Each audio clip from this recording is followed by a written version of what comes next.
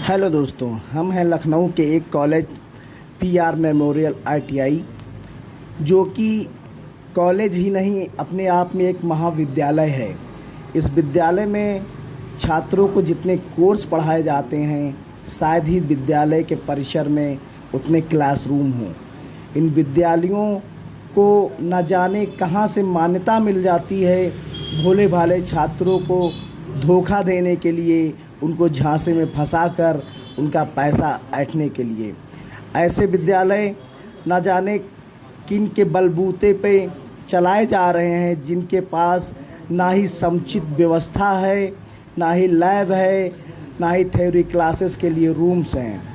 इन विद्यालयों को अगर ऑनलाइन देखा जाए तो इनके पास ए ग्रेड की classrooms, theory rooms, practical, building सब कुछ दिखाई देता है।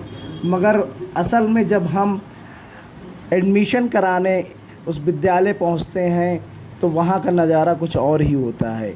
उनके पास ना ही सही क्लासरूम होते हैं, ना ही सही लैब्स होती हैं और ना ही अध्यापक होते हैं। अब बात करते हैं PR memorial private ITI college की, जो कि लखनऊ राजधानी से महज 35 किलोमीटर दूर ड्रीम वैली के पास नूरपुर बेहटा गांव में स्थित है। यह विद्यालय कई वर्षों से चलाया जा रहा है। यह विद्यालय इस क्षेत्र में इसलिए फेमस है कि इस विद्यालय के पास एक ही परिसर में कम से कम 15 कोर्स कराने की मान्यता है, जिसमें से इनके पास आईटीआई 3 साल व 5 साल के लिए एलएलबी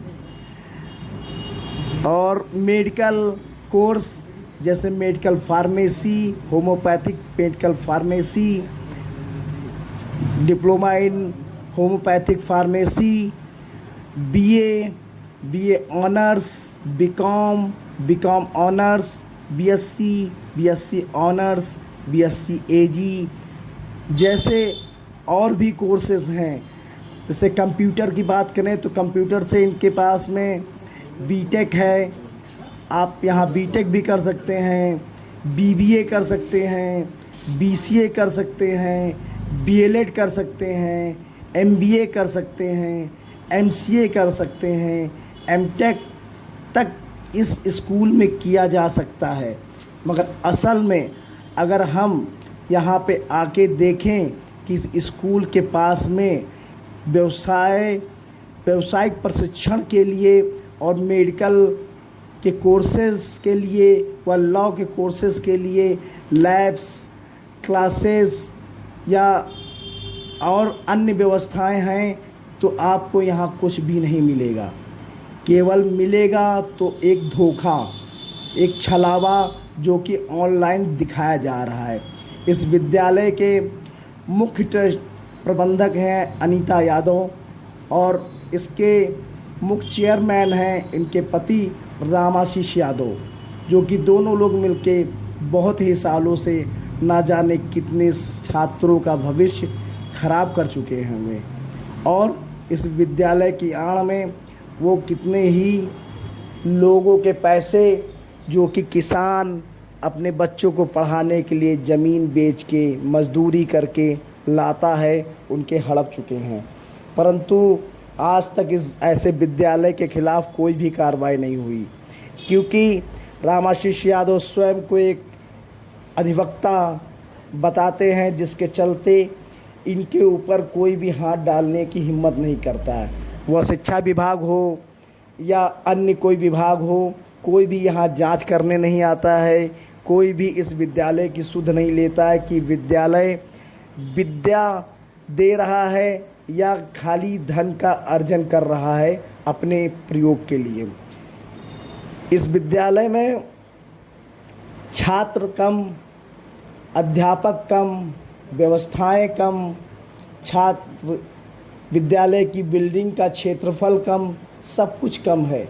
मगर मान्यता इनको लखनऊ विश्वविद्यालय से भी मिली हुई है, आईटीआई की भी इनके पास मान्यता है, इनके पास होम्योपैथिक फार्मेसी की भी मान्यता है, न जाने ऐसे विद्यालयों को कहाँ से मान्यता मिल जाती है इनका, जो कि ये नियमानुसार सारी आवश्यकताओं को जो विभाग नियम के अनुसार एक विद्यालय में सारी होनी चाहिए उनको पूरा नहीं करते हैं, उसके बावजूद उनको मान्यता प्रदान कर दी जाती है, जिसका नतीजा यह होता है कि भोले भाले छात्र इनकी झांसे में आकर धोखेधड़ी का शिकार होते हैं और ये मनमाने तरीके से उनसे पैसा ऐंठते हैं और अपनी जेबें भरते हैं। आज भी यह विद्यालय कुछ ऐसा ही कर रहा है। विद्यालय के नाम पर तो यहाँ कुछ नहीं है, मगर बाहर बिल्डिंग पर महाविद्यालय लिखा हुआ है।